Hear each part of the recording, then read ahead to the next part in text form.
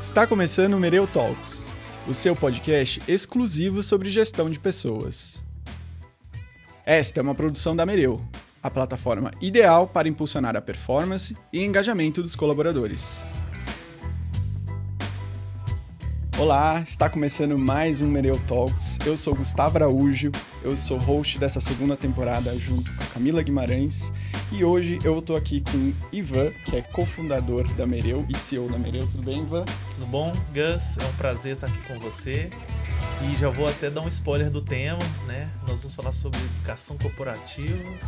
É um tema super relevante e que a gente vê que as empresas ainda não sabem tirar o máximo proveito disso. E eu estou muito animado com a nossa convidada internacional, que vai trazer muita coisa legal de tendência, de tecnologia e como as empresas podem tirar todo o resultado de fazer o processo correto de educação corporativa nas empresas. Então é um assunto super relevante, estou bem animado. Por favor, fique à vontade na apresentação. É isso mesmo, Ivan. Semanalmente a gente está trazendo temas de gente de gestão. Essa semana, como o Ivan falou, a gente vai falar de educação corporativa e a gente convidou hoje a Iona Skurnik, que é CEO e fundadora da Education Journey. Ione, muito obrigado pela sua participação, por estar aqui com a gente hoje, ter conseguido esse horário aí na sua agenda para falar com a gente sobre educação corporativa. Prazer é todo meu. Obrigada, Ivan, pelo convite. Obrigada, Mereu, por estar fazendo esse favor ao nosso ecossistema, trazendo mais informação, seja tendências ou realidades. Eu acho que essa conversa aqui é sempre muito esclarecedora. Eu acompanho o podcast de vocês, então para mim é um prazer estar aqui hoje. Iona, vamos começar então, para você contar para o nosso público um pouco da sua trajetória, quem é você, o que você fez, como é que chegou até agora aqui na sua carreira de CEO empreendedora aí na Education Journey. Legal, é sempre bom esse contexto, né? Por que eu tô aqui? Por que eu sou convidada? A minha trajetória começou no lugar de psicologia e hoje eu consigo ver que a minha escolha teve a mesma semente que eu sigo até hoje mesmo não exercendo, que é ajudar as pessoas a desenvolverem o seu potencial. Eu me lembro com muita clareza que quando me perguntaram por que eu ia fazer psicologia, eu disse exatamente isso. Eu quero ajudar as pessoas a se conhecerem e a poderem trabalhar o que elas têm de melhor, as suas limitações, os seus medos, os seus sonhos. E ao longo desses mais de 20 anos de carreira, eu consegui tentar, de alguma forma, fazer esse impacto chegar nas pessoas.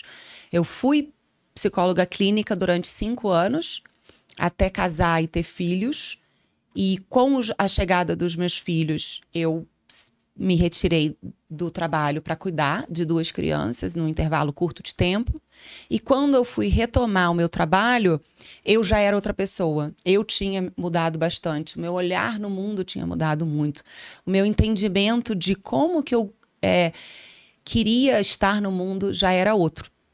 Fui fazer um MBA, para tentar me requalificar, me recolocar, aprender novas habilidades, me dando muito direito de mudar. Isso é uma coisa muito interessante de pensar como que a gente usa alguns triggers, alguns gatilhos para a gente conseguir se recolocar e a gente muda ao longo da vida. Então, esse marco de ter casado e tido 2 filhos me transformou profundamente.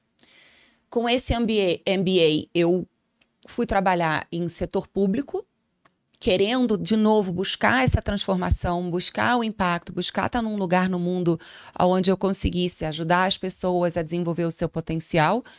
Fiquei 5 anos no governo, que é um mandato e 1 ano. Percebi que eu não sou uma pessoa de políticas públicas e não quis seguir essa carreira, mesmo achando sensacional o lugar que o governo tem no mundo de muito impacto e muita escala. Uhum. E aí, por uma questão também de profunda comprometimento de o que eu quero fazer na minha vida, eu entendi que era a hora de buscar um mestrado fora. Eu acho que eu tenho também muito desse viés. Me conhecendo ao longo desses anos todos, eu entendi que para mim fazia sentido buscar uma coisa mais profunda nessa minha jornada generalista, né? Eu fui generalista durante muito tempo. E aí eu resolvi me aprofundar em educação e tecnologia. Lá em 2013, quando eu fui para os Estados Unidos, eu entrei nesse mestrado, um mestrado na faculdade de Stanford, na Califórnia, no Vale do Silício, em Palo Alto, aonde é considerada, não sou eu que estou dizendo, mas pelos rankings, Sim. a melhor universidade de tecnologia, empreendedorismo e inovação do mundo. Eu tentei algumas, consegui a que eu mais desejava e, obviamente, eu abracei todo aquele mundo novo. E aí o resto é história, né? Tô lá há 10 anos, trabalhei na universidade criando a primeira plataforma de educação corporativa, porque não tinha em 2013. Não tinha tecnologia, não tinha intenção, tinha muito preconceito. Eu acho que o preconceito, na verdade, só parou, preconceito de educação online, né? De educação à distância. Ele só realmente diminuiu por conta da Covid.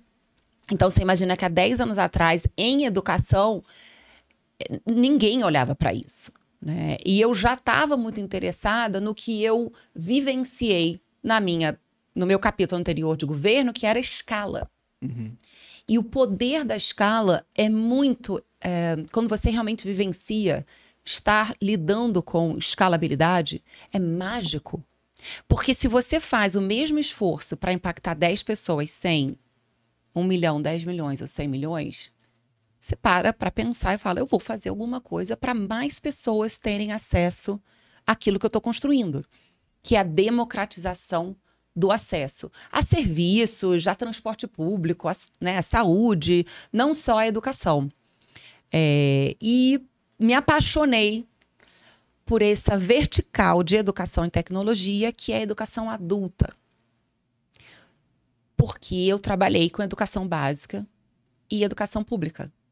E eu vi que na educação básica e na educação pública são muitos atores para a gente conseguir ter uma transformação que a sociedade de fato precisa. A nossa educação básica e a nossa educação pública, né, a básica sendo privada ou pública, ela ainda não está no lugar que eu tenho certeza que todos nós queremos que ela esteja. E aí eu percebi que no span da minha vida, se eu viver 90 anos, eu acho que eu não vou conseguir ver essa transformação ainda. Então eu resolvi amarrar meu burro em outro lugar. Eu não desisti do meu propósito. Eu continuo seguindo com ele. Eu estou tentando, de outra maneira, ajudar as pessoas a desenvolverem o seu talento. E eu acho que na educação adulta, o melhor lugar para estar é na educação corporativa. Porque a gente consegue... Hoje a gente vai falar um pouco sobre os benefícios da educação corporativa. E aí sim, eu acredito que a gente chega na ponta e chega em cada um com a escalabilidade e com a personalização. Que isso é o que eu trago de mais concreto de Stanford para a Education Journey, para o meu mundo. Eu acho que quando a gente consegue unir a tecnologia, a gente entrega personalização. E não escala, vou dar, né? E escala, mas enfim, não vou dar o spoiler aqui. Estou super feliz, empreendo na Education Journey desde o começo, mais ou menos, da pandemia. A gente faz um software para o desenvolvimento da força de trabalho com a inteligência artificial a serviço da personalização, com curadoria, entregando trilha personalizada. Então é um pouquinho disso. Muito bacana. E eu queria aproveitar o gancho que você acabou citando na sua trajetória aí, que foi quando que essa visibilidade da educação corporativa começou a aparecer com mais força. Você citou, isso veio com mais força na pandemia. Acho que tinha muito preconceito em 2013, né? E como é que isso foi surgindo? Como é que a gente foi vendo que essa visibilidade, essa relevância foi acontecendo? O que que aconteceu, Iona, para a gente conseguir olhar a educação corporativa com outros olhos? Ótima pergunta. Eu acho que várias coisas aconteceram ao longo dos anos, né? Primeiro que o acesso à informação, ele é avassalador hoje em dia. Existem números incríveis de quantidade de conteúdo que é subido na web por minuto. Então, a gente tem muito acesso e as empresas começaram a ficar um pouco perdidas sobre qual é o conteúdo importante e necessário para este momento e não para o próximo, ou para o próximo, ou para o próximo. Então, a gente hoje tem muita informação. Como é que a gente consegue navegar com isso? Não só a gente como pessoas físicas, mas as empresas também. Então, o acesso à informação, né? O boom de informação. Outra coisa que aconteceu foi o reset do mercado, né? Eu acho que o mundo todo shiftou, mudou, se transformou em diversas verticais por conta de novas tecnologias. Então, vamos pensar sempre em todas as verticais, né? O que aconteceu na logística? Olha aí o boom do Mercado Livre, por exemplo, no Brasil. Quando eu me mudei, não tinha também essa acessibilidade a tudo que o Mercado Livre entrega, por exemplo. Healthcare, né? A saúde também teve muita transformação. Então, você imagina os colaboradores que trabalham em e-commerce, os colaboradores que trabalham em saúde e em todas essas verticais. E para navegar tudo isso, a educação corporativa ela consegue ter mais destaque dentro da empresa, porque quem está lá em cima entende que gente é tudo. O grande diferencial das empresas são as pessoas. A gente fala disso, parece óbvio, mas não é.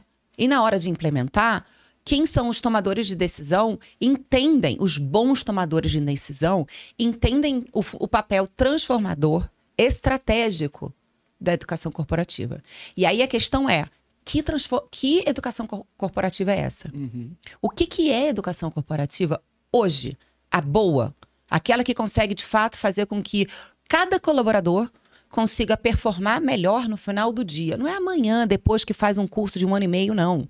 É hoje, na entrega de hoje. Quem faz KPI, KPI, quem faz OKR, quem faz gestão de meta, não tem tempo de promover uma bolsa para um mestrado, uma bolsa para um curso. Não dá tempo. Até porque não necessariamente esse colaborador vai terminar o curso. Vai aprender. Vai conseguir implementar o que fez, ou vai ficar na sua empresa até o final do curso. Então, a educação corporativa que eu falo, e que eu olho, e que eu me interesso, é a que tem uma aplicabilidade imediata. E como que é essa aplicabilidade imediata? É quando a gente consegue fazer uma leitura do mapa de habilidades de cada um, e por isso que serve o PDI, por isso que serve a avaliação de performance e os feedbacks 360, que é para poder guiar aquela empresa sobre o mapa de habilidades e o potencial, portanto, de desenvolvimento do que cada um precisa, de uma forma onde você consiga aproveitar o que o seu colaborador está aprendendo. E eu acho que eu sinto muita vontade de criar um novo nome de educação corporativa, para educação corporativa, porque isso pode remeter àquela antiga imagem de vamos trazer um palestrante, vamos botar todo mundo numa sala. Sim. Aí você paga um valor alto para 1, 2, 3 horas, digamos um dia inteiro de treinamento ou de alguma coisa, em que não necessariamente naquele dia todo mundo está com a mesma concentração.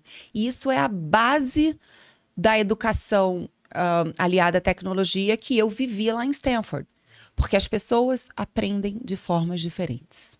Sim. Nem todo mundo consegue absorver aquele conteúdo que a educação corporativa antiga entrega empacotada, plastificada, para todo mundo ao mesmo tempo. Tem gente que tem TDAH e não consegue prestar atenção. Tem gente que teve um problema familiar pessoal naquele dia ou no dia anterior, não está com a cabeça ali. Tem gente que fixa muito mais aquele conteúdo que está sendo apresentado de um formato, estou usando exemplo como palestra, mas podem ser outros, de uma outra maneira.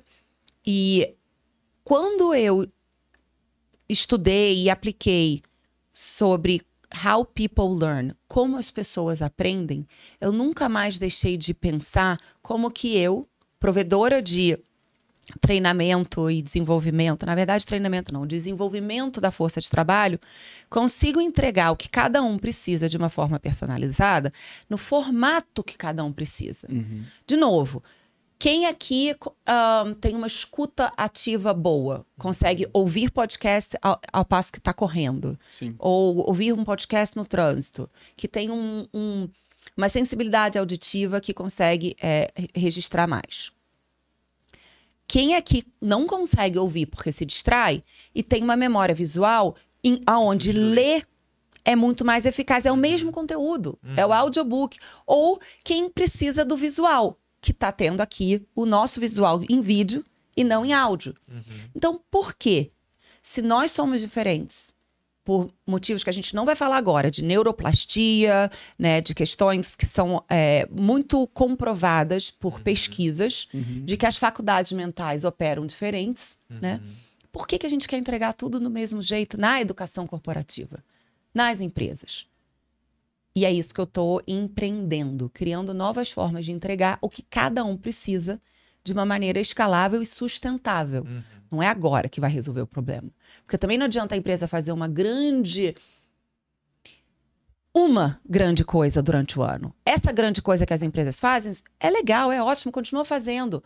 Mas precisa fazer paulatinamente. Mas talvez não seja tão eficaz, né? Não é a bala de prata. Quando Ela não vai resolver sozinha, né? Quando você fala, lembrando aqui dos tempos de consultoria, você faz aqueles treinamentos para todo mundo, onde talvez você tenha níveis diferentes de conhecimento. Então tem uma pessoa que está naquele treinamento e já sabe tudo. É uma perda de tempo danada para ela. E para outras, talvez, ela nunca vai usar aquilo e tá ali, né, aprendendo. Então, isso que você falou do personalizado é bem interessante. Claro. E a educação corporativa, então, que eu peguei aqui da sua fala é que ela não só trouxe mais visibilidade, ela mudou, então. Mudou bastante. Mudou bastante, porque eu acho que... Ou vem mudando, né? Não, mudou bastante. Eu acho que as empresas, elas...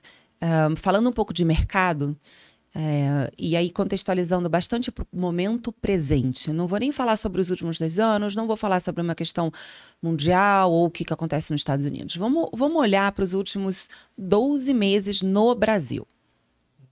A quantidade de pessoas que foram... usa-se essa palavra em inglês para ficar mais leve, né? Lay off. Vamos lá. Quantidade de pessoas que perderam seus empregos, né? Foi uma surpresa para todo mundo.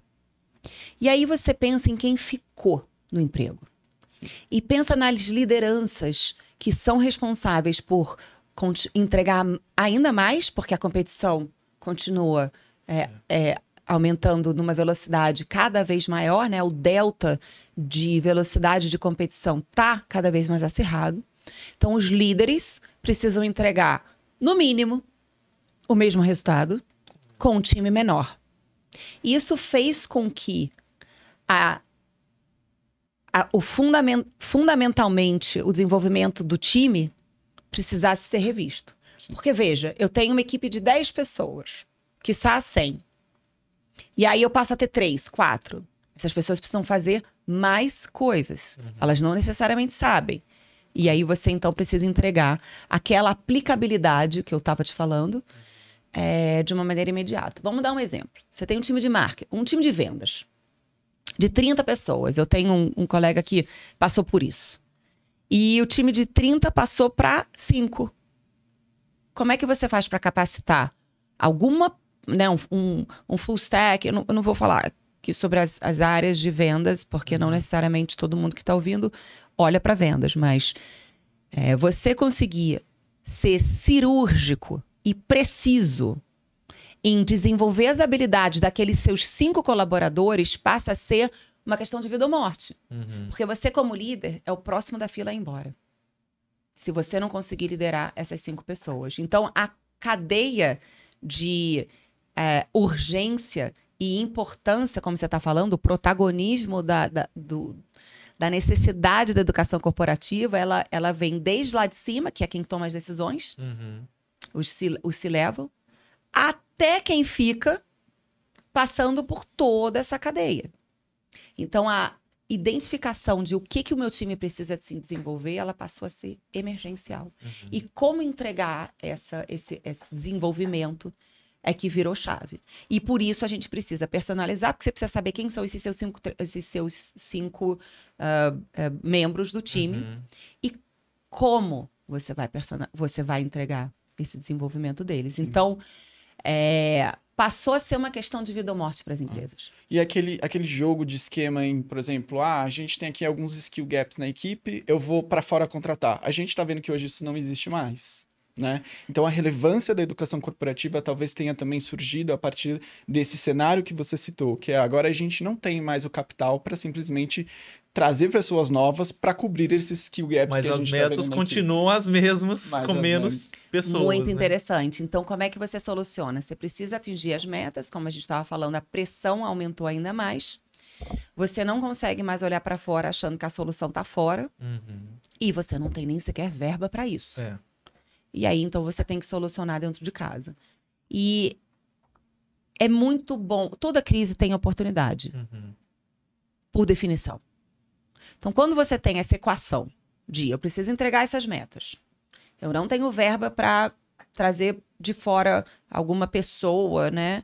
Até porque demora muito e não necessariamente você está achando. E você, quando você vai contratar, você coloca tempo e esforço nisso, então você não está olhando para dentro de casa. Já é um desgaste, né? Sim. Ir para a contratação. Sim. E quem tá valorizando muito está ali. Uhum. E não quer perder o emprego. Sim. Então você tem essa oportunidade de investir de uma maneira mais eficaz, cirúrgica, personalizada. Qual é a habilidade que o seu time precisa desenvolver. E com isso você aumenta a lealdade de quem fica, Uhum. trabalha o employer branding e você Engajamento. consegue fortalecer a cultura da empresa. E isso é feito quando você investe em quem tá. E esse investir é até mesmo cultural e relacional, não é só investir financeiramente. É a mensagem de eu confio em vocês, vocês são nós somos um time, vamos dar a mão e vamos junto. E a gente vai transformar o nosso desafio em case de sucesso aqui. Então, employer branding é uma coisa muito bacana. Cultura de aprendizagem é muito boa. E essa lealdade, né, de quem realmente tá e veste a camisa e faz milagres. E faz. Uhum. E faz. Porque os meus colegas empreendedores e empresas também têm visto uma melhora da entrega de cada um. Então, as metas são atingidas no nível pessoal. Uhum. Agora, como que isso tem sido feito? Né? Softwares como o nosso, da Education Journey, só cresceram. A gente cresceu imensamente nesse momento de maior protagonismo e necessidade, urgência estratégica, né, de desenvolver as pessoas. Por quê? A cultura de PDI, ela já existe. Uhum. Eu entro com o software após o PDI, transformando aquelas habilidades que estão escritas ali em uma trilha de aprendizagem personalizada. E ela é personalizada. Então, a pessoa ela entra na plataforma, isso a gente tem que lembrar que a gente está falando de trabalho remoto, Sim. trabalho híbrido, né, onde as pessoas nem sequer podem se apoiar umas às outras tanto quanto antes. Uhum. E aí, com essa trilha personalizada, com uma alta curadoria, com precisão do que você precisa aprender para fazer o seu trabalho melhor hoje, você consegue fazer essa oportunidade que a crise trouxe numa realidade. E aí o grande lance está no potencial que a inteligência artificial trouxe. Uhum. A gente da Education Journey existe graças à tecnologia da inteligência artificial. Sim. Que foi muito o porquê que eu resolvi tomar coragem de virar uma empreendedora, né, de ser CEO nesse momento de crise do mundo. Na verdade, foi antes da crise, foi a crise da Covid, não a crise do mercado. E é muito encantador ver o que a gente consegue fazer, criar com a inteligência artificial. E lá em Stanford, eu moro do lado de Stanford, frequento o campus, tenho uma série de projetos e estou sempre lá. A gente tem 3 assuntos em Stanford. Inteligência artificial, o campus todo, todos os professores, várias pesquisas, vários desenvolvimentos de deep technology, né? É lá que é feito muita coisa. Longevidade. E climate change. E eu sugo tudo que tem de inteligência artificial. E muito do meu propósito é trazer para o Brasil o mais rápido possível essa tecnologia. Eu acho que nós brasileiros somos um povo, todo mundo sabe, muito empreendedor, muito resiliente. A gente adora uma tecnologia nova. Né? E eu vejo que eu tenho uma oportunidade, para não dizer uma responsabilidade, de fazer esse meio de campo, né? Eu acho que essa ponte, trazer para cá o mais rápido possível essa tecnologia de lá. Que eu acho que vai ser, sim, o meu diferencial, o meu legado na vida. Que é o que eu quis fazer lá com 16 anos, ajudar as pessoas a desenvolverem os seus talentos. E o PDI,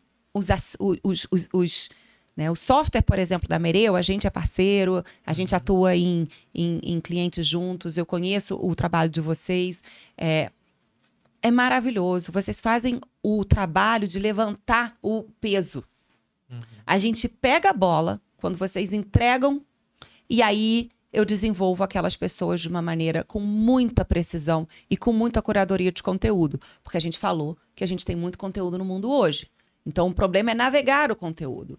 Depois que vocês entregam todo o mapa, o 360 e o PDI de cada um, as pessoas precisam de ajuda para poder conseguir desenvolver esses talentos. Porque se você for para um Google ou se você for para um provedor de conteúdo, você necessariamente vai, primeiro, ter uma limitação, porque você está com um provedor de conteúdo, e não necessariamente ele vai ter o que você precisa. E 2, o Google vai te entregar quem tem o marketing de SEO melhor, não necessariamente o conteúdo melhor. Não que vai te impactar mais baseado na seu modelo de aprendizagem. Ou no assim, formato né? também, né? Exatamente. E eu acho que os RHs, eles têm um grande desafio, que é conseguir dar conta de toda a demanda que eles têm. Muitas vezes, na grande maioria das vezes, o RH tem uma pessoa, 2 pessoas, 3 pessoas para fazer um monte de coisa. E aí a gente entra, né, com um software como o da Mereu para ajudar eles a entenderem o que está acontecendo ali com a sua equipe. E o software da Education Journey para ajudar as pessoas a desenvolverem ali e desafogar o trabalho do RH, que precisa fazer essa curadoria, que precisa fazer todo esse trabalho, que é muito difícil, que não é trivial. Por quê? Porque as pessoas são diferentes. Então, se você tem um cliente de 20 mil, gente, 2.000 pessoas já é muito. 200 pessoas já é muito para você conseguir desenvolver. Porque você tem diversos times, você tem diversos níveis de, como você estava falando, de conhecimento daquele tema. E mais do que isso, a gente não está falando aqui de desenvolvimento apenas de habilidades analíticas, do hard skills. As habilidades sociocomportamentais, elas são tão ou mais importantes. E eu vejo isso com testemunho dos usuários da Education Journey. 100% coloca nas pesquisas de NPS ou no nosso pedido na nossa caixinha de o que você gostaria de aprender, as habilidades de desenvolvimento de liderança, desenvolvimento de gestão de tempo, desenvolvimento de trabalho remoto, desenvolvimento de gestão de conflito, né? Então, como é que você consegue entregar o conteúdo ideal para que aquela pessoa consiga entregar de forma analítica o seu trabalho, se você desconsiderar o lado humano e social do trabalho em equipe, do trabalho remoto, etc. Não tem como. Então, essa união, né, é como se fosse, em inglês tem uma palavra que chama intertwined, que é interligado, é entrelaçado da árvore de habilidades analíticas com a árvore de habilidades socioemocionais, que são os hard skills e os soft skills. Ela é fundamental para você conseguir desenvolver de uma maneira eficaz aquele colaborador e não separando por caixinhas. E para fazer isso, para entregar esse trabalho na equipe, é muito difícil para o RH. E a gente existe para ajudar aquela pessoa que está com um chapéu de desenvolver a sua força de trabalho.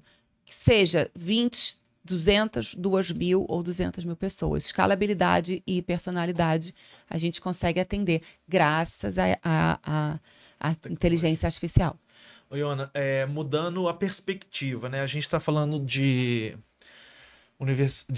educação corporativa, então a gente está focando a empresa com o colaborador. Aí, recentemente, num podcast, no outro episódio, a gente discutiu muito o plano de carreira versus sucessão, como no final parece a mesma coisa, né? Mas sucessão é a empresa olhando para o colaborador, plano de carreira é o colaborador olhando para ele no seu desenvolvimento. Então, eu queria mudar essa perspectiva para a gente conversar. Do ponto de vista do colaborador, né, da carreira, do programa de carreira, como que o programa de carreira conecta também com a educação corporativa, deixando talvez o colaborador o protagonista da sua capacitação, e como que o RH, né, como que você vê isso hoje nas empresas, e como que se tem estratégias ou iniciativas que o RH pode fazer para fomentar essa conexão dos planos de carreira das pessoas com a educação corporativa? Algumas coisas me vêm à cabeça. Uma delas é essa clareza que a gente precisa ter do upskilling e reskilling. O upskilling, só para a gente deixar claro, é quando você está se aprimorando na sua área. Então, o plano de carreira, muitas vezes, requer que você seja mais experiente, expert, né? Com maior domínio naquela área. Então, se você faz marketing, né, como é que você pode ser um profissional mais aprofundado em marketing? Marketing é muita coisa, marketing é muito grande, tem muitas pequenas partes do todo do marketing. E aí, marketing beira growth, né? E qual é a união de marketing e growth? E onde é que entra vendas, etc. Então, quando você fala de plano de carreira, me remete a pensar, ele vai tocar num upskilling ou num reskilling. E o que é o reskilling? É quando você faz uma nova habilidade na sua carreira e no seu modus operandi, né? É quando eu era psicóloga e clínica e fui fazer um MBA, onde eu abri novas habilidades e competências no meu menu de opções para a força de trabalho, né? Olha, eu sei fazer mais coisas agora. Então, quando a empresa e o colaborador estão fazendo esse namoro, precisa sim entender o que a empresa quer e o que o colaborador quer. Você gostaria de se tornar um expert dentro dessa área? Muitas pessoas falam não. Eu quero ir para outra área. É mais comum ir para esse sentimento de talvez mudança? Eu não acho que é mais comum necessariamente. Eu acho que depende da fase da vida. Né? A gente nunca pode deixar de lembrar que nós somos seres humanos. A gente está falando aqui de colaborador. Né? Exato. Tem gente que, por exemplo, já chegou no máximo. Sim. E aí quer mudar. Eu tenho uma colega que chegou no topo da carreira corporativa da L'Oréal. Morou em Paris, etc, etc. Ela não quer mais. Ela quer agora trabalhar com outras coisas. Então, não tem muita regra. E eu acho que não tem muito percentual também. Eu não sei se a maioria das pessoas. Eu acho que é quase igual.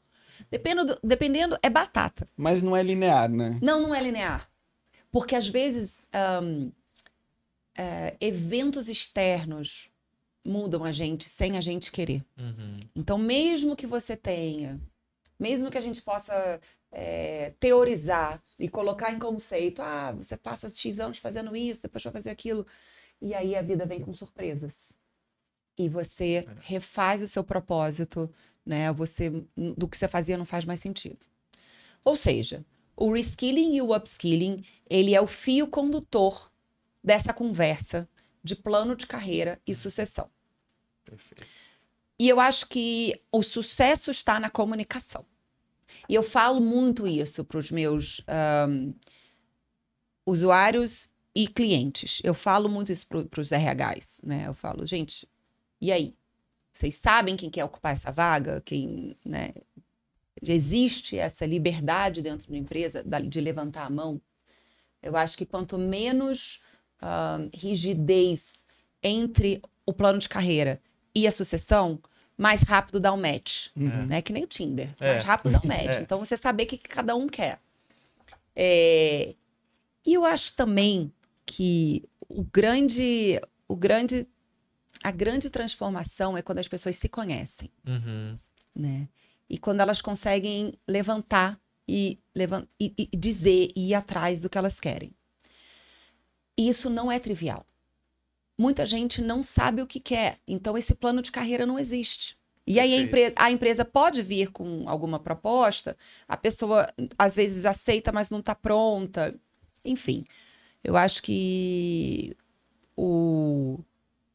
a solução é a comunicação, né? E você promover clareza de o que é o plano de carreira e o que é a sucessão, começa a estimular as pessoas a se perguntarem: eu quero fazer um upskilling, eu quero seguir nessa área, eu quero ser o melhor dessa área, ou eu quero fazer um reskilling porque aquela área é nova, aquela área eu sempre quis fazer, mas eu nunca fiz, vou tentar. E eu acho que esse que é o fio condutor, é a gente falar sobre reskilling e upskilling no plano de carreira da empresa. Legal. Bacana. E antes da gente passar para a parte de futuros e entrar um pouco mais na inteligência artificial, eu queria só, para a gente concluir, né? Ouvindo você falar, eu pensei aqui alguns desafios do RH em relação a essa implementação da educação corporativa, né?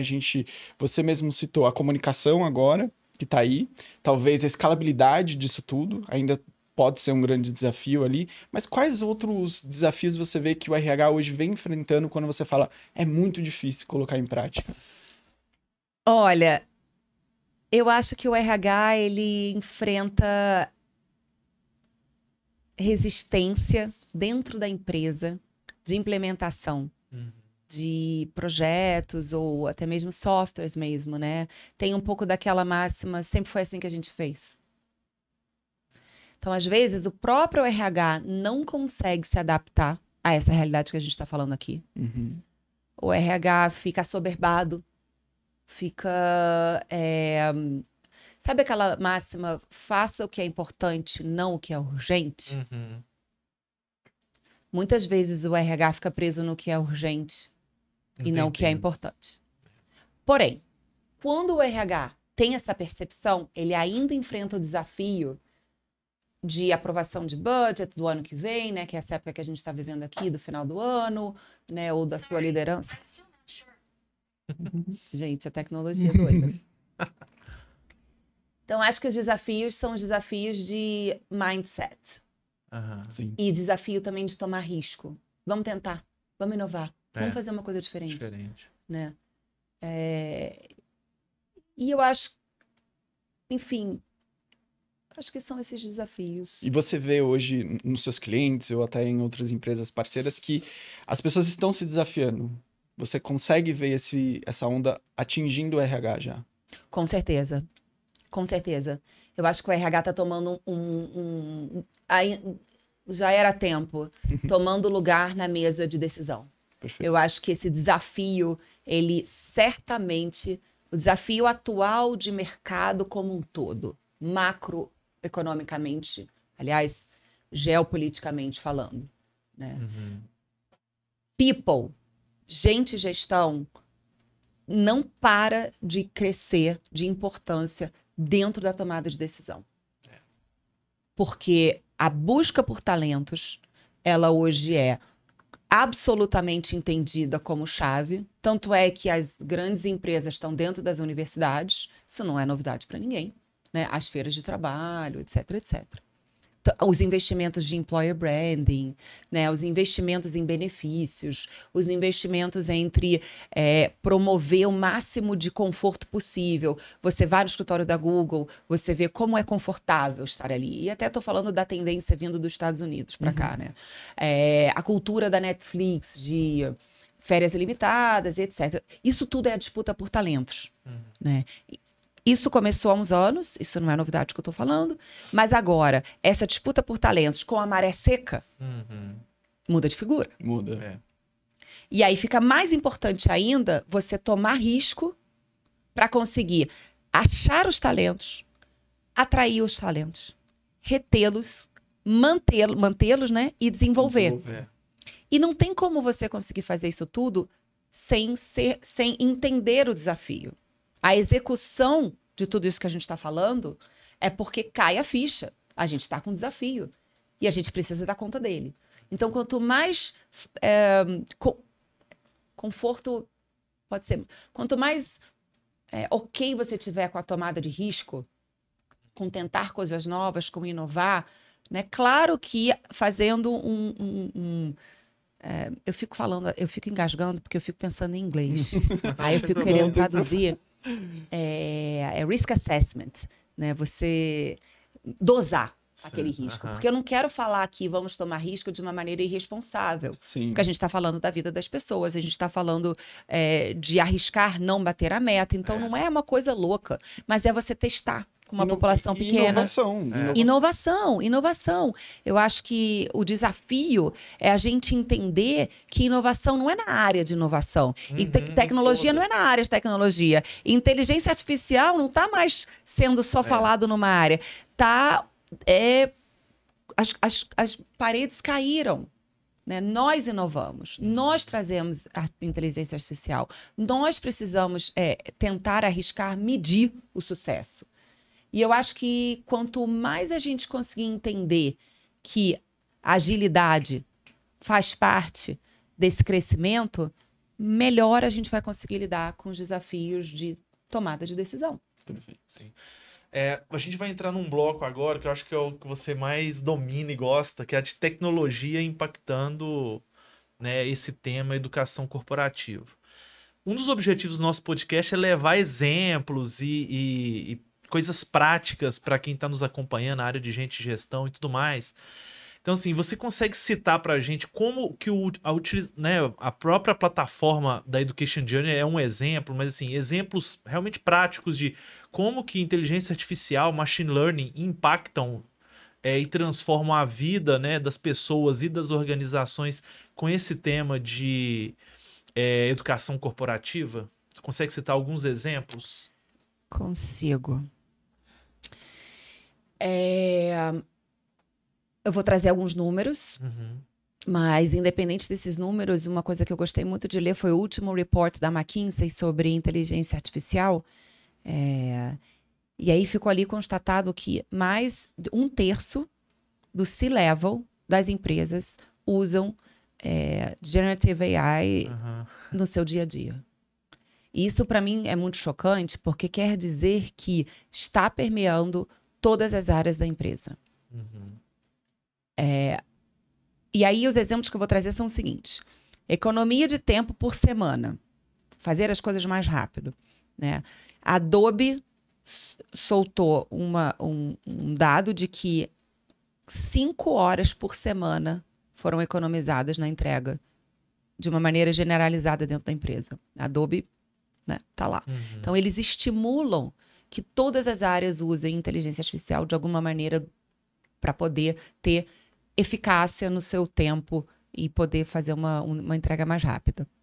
Atendimento ao cliente melhorou 25%, de acordo com a pesquisa da Gartner.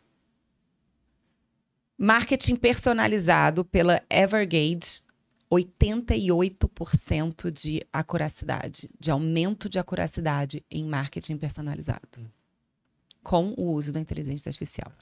O processamento de documentos, de acordo com a Deloitte, aumentou em 80% na rapidez.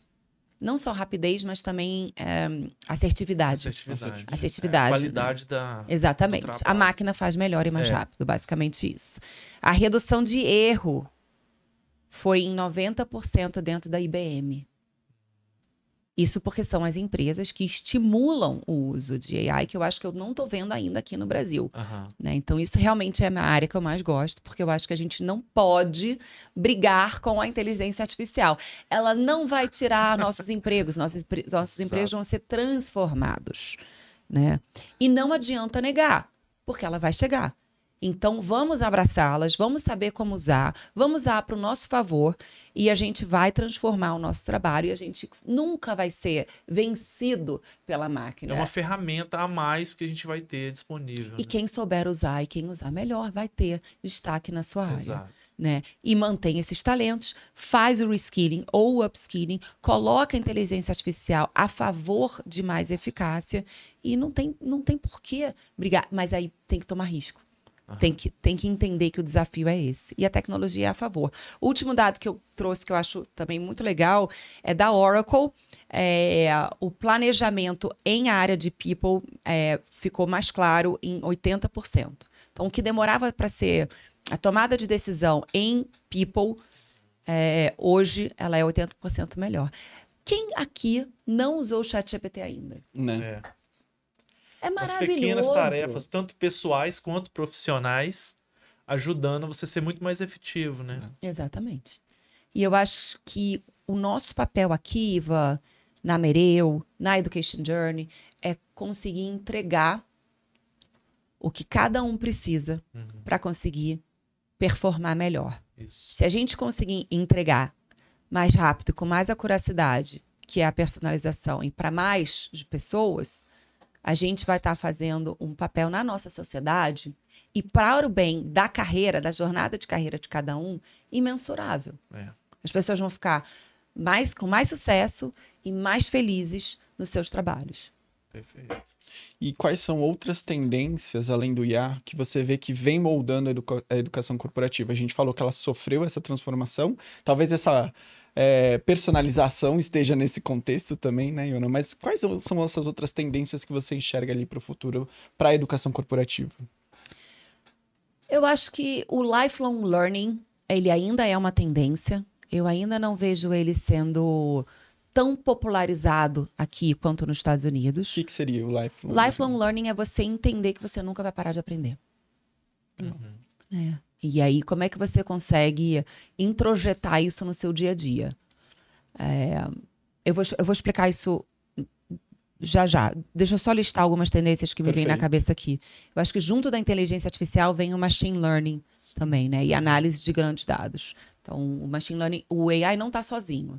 E, aliás, existem várias aplicabilidades e vários softwares, né? Existe uma disputa enorme entre a Microsoft e a Google nessa corrida de entregar o AI aplicado para o dia a dia, para diversas coisas, e o machine learning não está atrás. A personalização, né? Eu acho que a gente também... Eu tô muito focada em entregar a maior quantidade de... impactar a maior quantidade de pessoas com a personalização, ela é uma tendência. Como a gente falou, upskilling e reskilling, os soft skills e o hard skills, eu acho que a gente também está falando muito de well-being. Né? Eu acho que o well-being, como eu disse em Stanford, a longevidade, ela é um fato. Então, como é que você consegue ter mais qualidade vivendo mais tempo? E, por fim, eu acho que esse micro e nano certificação. Não precisa ser certificação. Micro e nano desenvolvimento. Então, como é que você consegue aprender um pivot table, pivotar table de Excel em 5 minutos, ao invés de fazer um curso inteiro de Excel que você não precisa mais?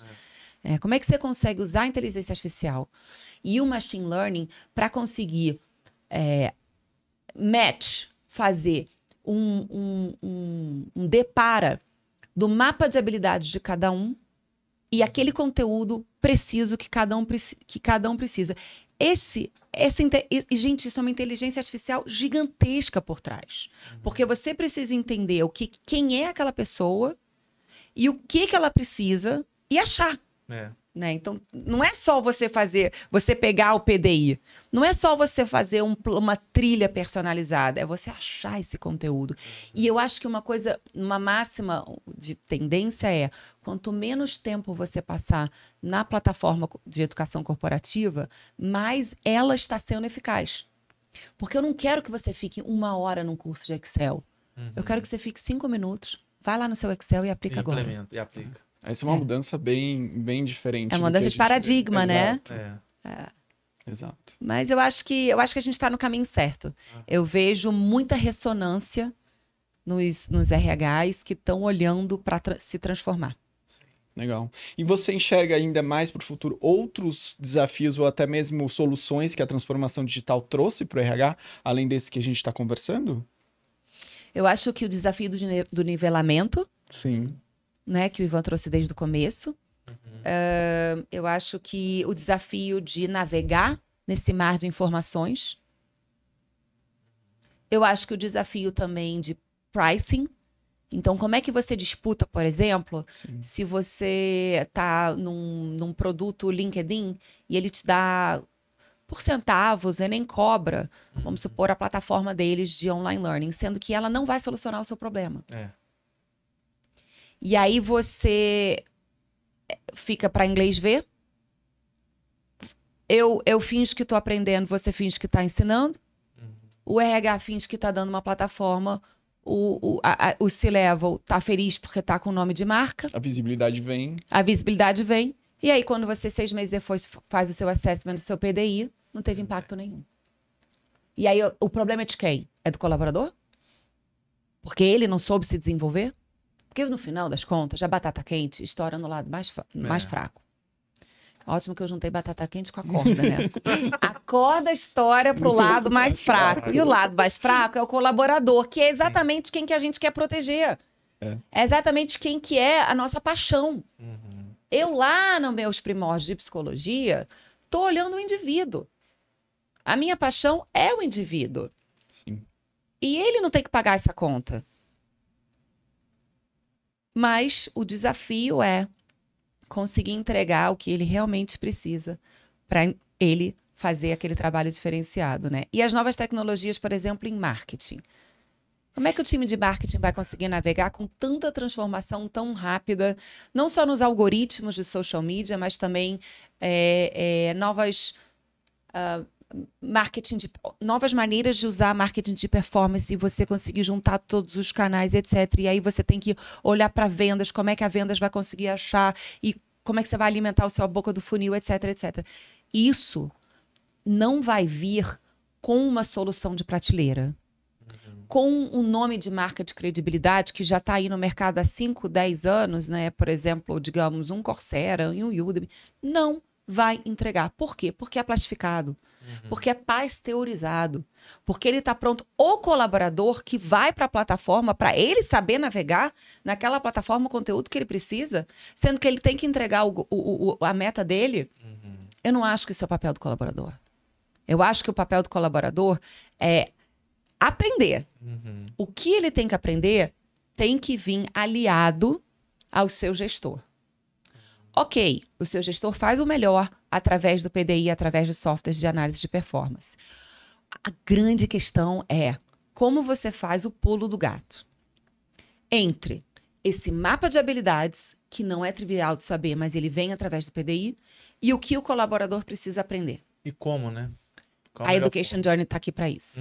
A gente entrega essa inteligência artificial entre o que você precisa aprender, como você gosta de aprender e para que aquilo ali está te servindo. Né? Então, eu acho que o grande lance é a gente conseguir fazer com que as pessoas sejam mais eficazes na sua gestão de tempo e na sua escolha de para que aprender aquilo. Né? A gente falou, né, um tema que está sempre presente, a personalização. Porque você consegue endereçar, né, individualmente para cada pessoa o que ela precisa. Como que você vê isso hoje nas empresas? O RH, ele entende isso? Ou ainda existe uma barreira até conceitual de começar a aplicar essa questão da personalização com ferramentas como a da Education Journey? Eu faço até aquele paralelo com o que a gente fez no passado.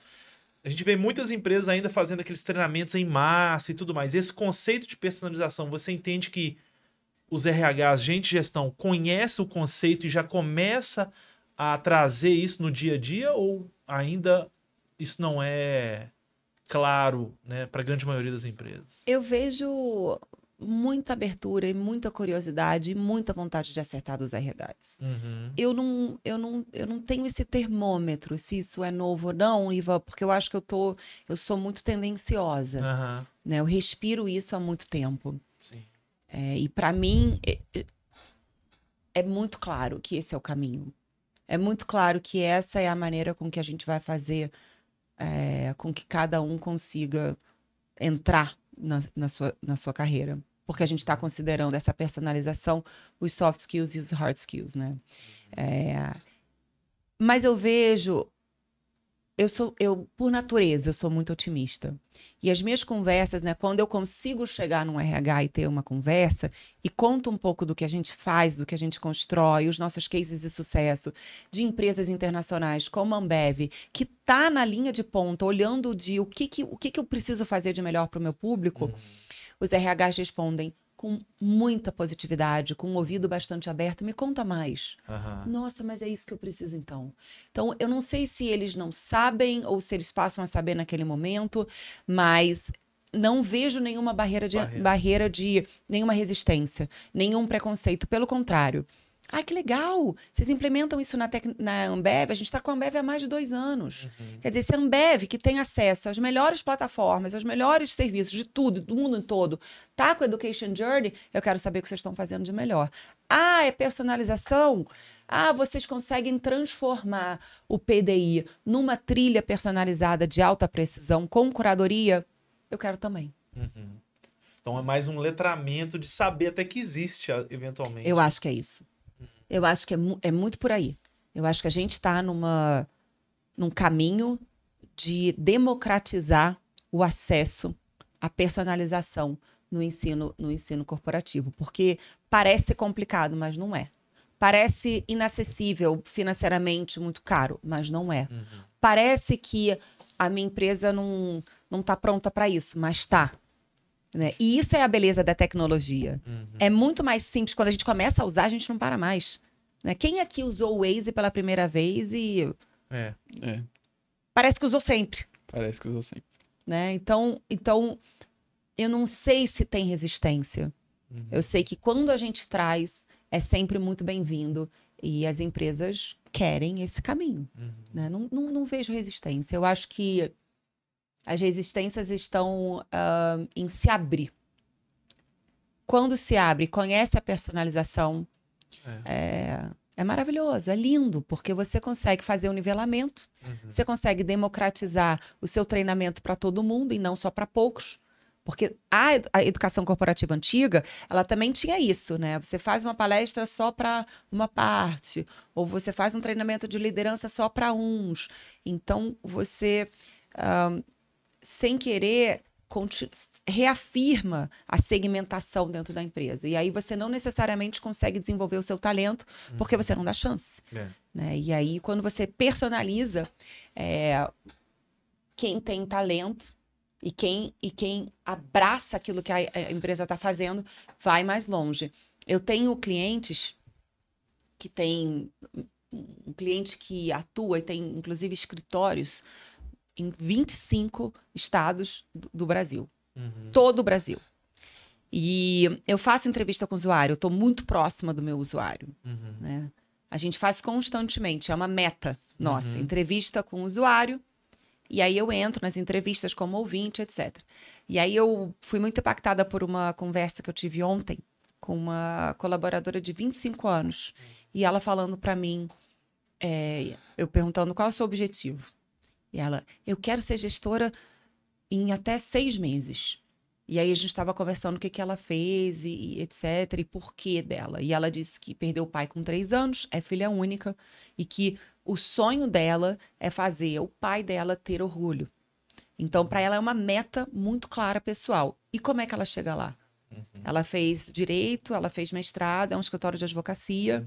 Ela precisa desenvolver a parte dos soft skills para ela se tornar gestora. E ela não sabia. E ela estava procurando o que falta no lugar errado.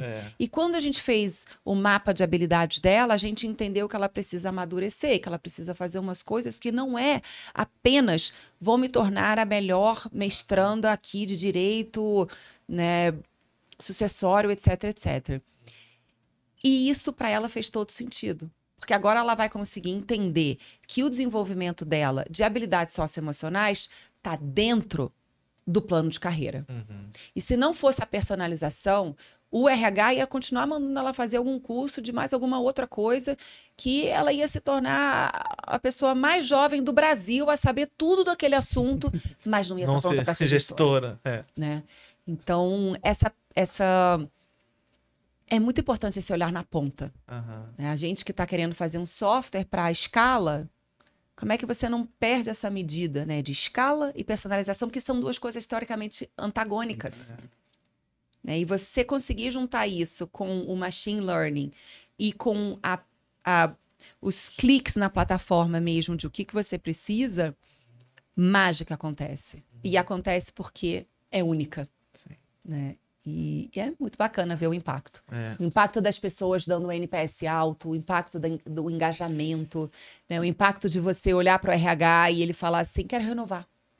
E uma pergunta, se me permite, antes da gente ir quase para o finalzinho, Ana, como é que a gente consegue metrificar que isso está funcionando? Por exemplo, você falou, a gente consegue ver ali o impacto. Ok, quando você vê o impacto com uma pessoa, Ótimo. talvez seja fácil de perceber. E quando você vê esse impacto de nível escala, como é que a gente metrifica? Existem algumas métricas. Eu como uma pessoa de humanas, não sou a favor de que esse é o único termômetro, mas existe NPS.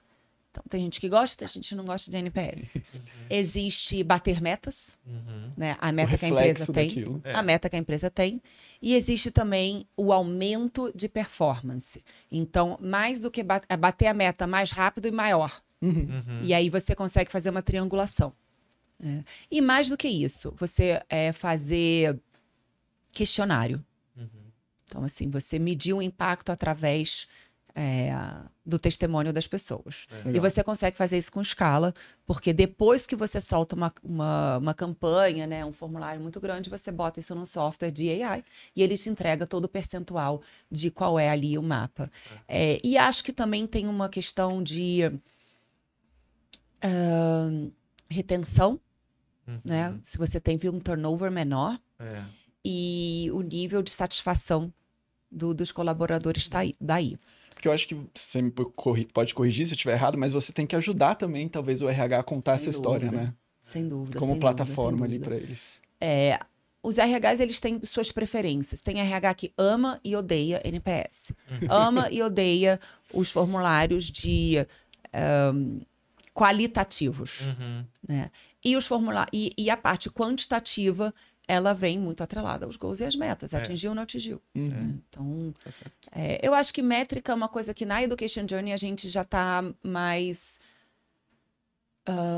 não preocupado. A gente consegue entregar bastante métrica. Eu acho que a gente tem um dashboard de acompanhamento live. Legal. Então, o gestor pode ver o nível de engajamento, né, e o nível de quantas pessoas conseguiram completar a sua trilha, inclusive premiar. Né? E aí vem aquela coisa do employer branding, e vem a cultura de aprendizagem, e vem também uma não politização de promoção. Como é que eu vou falar isso? Quando você está chegando perto de uma promoção, quem é que vai ganhar a promoção? E aí na Education Journey, por exemplo, a gente te dá de uma maneira muito não tendenciosa quem está se aplicando para aprender e desenvolver os seus talentos. Então, isso tudo, a métrica é engajamento. Né? Quanto tempo você fez com as suas trilhas. E a gente entrega uma oportunidade de refazer a sua trilha personalizada a qualquer momento. Então, se você fez, você pode fazer outra. Porque você completou aqueles skills, quais são os outros skills e por aí vai. Legal. E eu acho isso muito importante, principalmente pela questão de diversidade. Porque nós, seres humanos, temos tendências inconscientes. Né? E aí, como é que você faz para justificar não promover uma mulher, sendo que ela entregou todas as métricas? E isso acontece, infelizmente, bastante. A gente não vai entrar nesse assunto aqui. Mas o nosso software consegue trazer uma transparência para tomada de decisão sem viés. E isso vem através de métricas, claramente. Certo. A gente até tinha aí uma pergunta sobre o nivelamento, se você acha que ajuda realmente a reduzir talvez os vieses e os preconceitos através da educação corporativa, acho que está respondido, né? Acho que realmente aí é um caminho para trazer mais essa visibilidade de fato à luz de quem de fato está entregando ou não está, ou está de fato comprometido ou não, né? E eu acho que mais do que isso, esse nivelamento ajuda a gente a dar a equidade, o conceito de equidade. Então, as pessoas não chegam iguais na empresa. Exato. Né? E tudo bem, vamos trabalhar com que elas vêm. Por isso da personalização, né? Por isso a personalização. Cada um tem o seu background, seus objetivos e os gaps são diferentes, né? A sua bagagem. Né? A forma de aprendizado. Como é que você potencializa alguém que chegou com uma bagagem sofrida? Né? A gente tem várias... Que bom ver várias campanhas para aumento de diversidade, mas com essas campanhas de aumento de diversidade, precisa vir um cuidado estruturado de desenvolvimento daquela pessoa. De novo, não só de habilidades analíticas, Sim. de habilidades socioemocionais também. Né? E esse nivelamento, ele é uma parte do quebra-cabeça que a gente está juntos entregando para o mercado. Muito Excelente. bacana. Iona, muito obrigado pelo papo. Achei, assim, muito gostoso poder conversar com você hoje. A gente aprendeu bastante com educação corporativa e com você. Queria deixar aqui o espaço para as pessoas, como é que elas se conectam com você, como é que elas acham a Education Journey. Conta aqui pra gente como a gente faz para se conectar.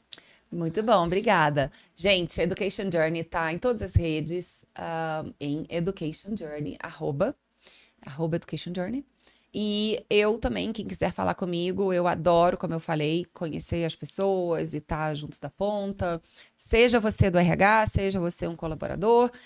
Iona Skurnik é um pouquinho complicado. É IONASZKURNIK.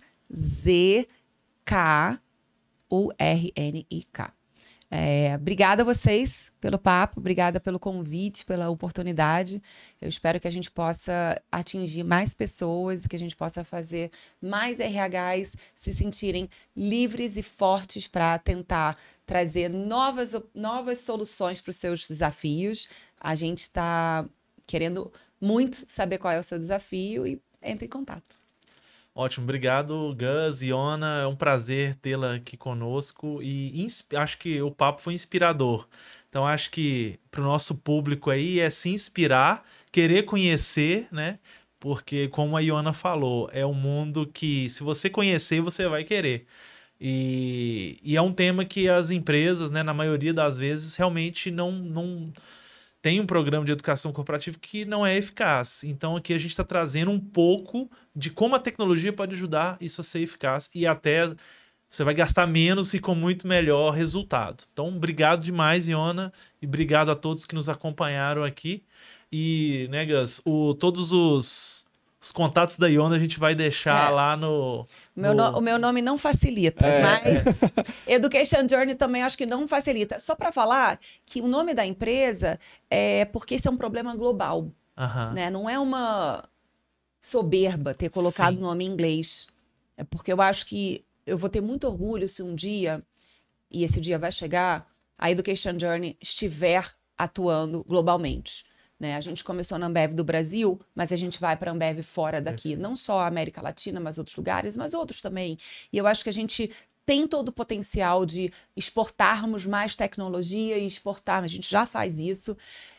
E aí, a intenção do nome Education Journey é que seja uma jornada de educação, que é o lifelong learning que a gente não voltou para falar, e que, independente do seu momento de vida, essa personalização, onde quer que você esteja, qualquer que seja a empresa, a Education Journey vai conseguir entregar por conta desse software de curadoria de qualquer conteúdo que você precise.